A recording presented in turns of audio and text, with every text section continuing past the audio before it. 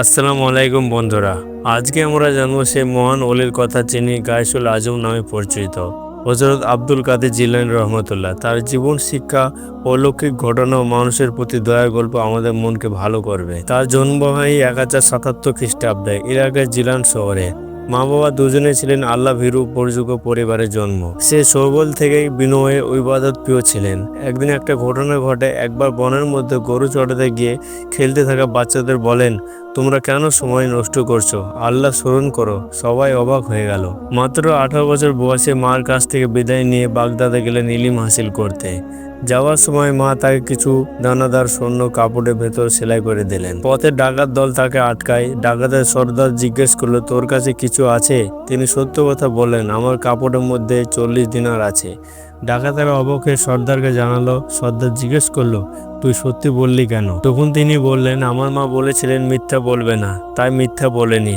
ডাকাত সর্দার কেঁদে ফেললো ও তওবা করলো। পুরো দলটা ইসলাম গ্রহণ করলো। বাগদাদের বিখ্যাত মাদ্রাসায় পড়াশোনা করেন তিনি। ফিকহ, হাদিস ও তাফসীরের বিভিন্ন জ্ঞানে পারদর্শী হয়ে ওঠেন তিনি।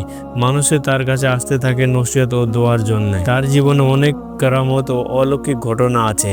একবার এক গরিব মহিলা তার কাছে এসে বলল, আমার সন্তান না খেয়ে মারা যাচ্ছে।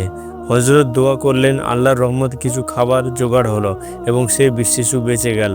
সবসময় গরিব ও অভাবীদের সাহায্য করতেন। ধনীদের বলতেন গরিবদের সাহায্য করতে। একবারও এক লোক এসে বলল, হুজুর আমার কোনো কিছু নেই। হযরত নিজের চাদর খুলে তাকে দিলেন।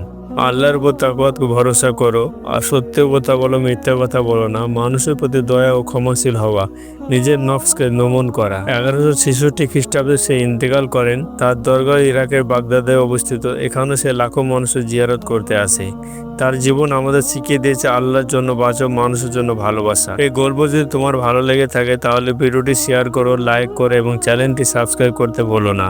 আল্লাহ আমাদের সবাইকে সত্যিকারের ওলিদের মতো জীবনযাপন করার তৌফিক দান করুন। আমিন।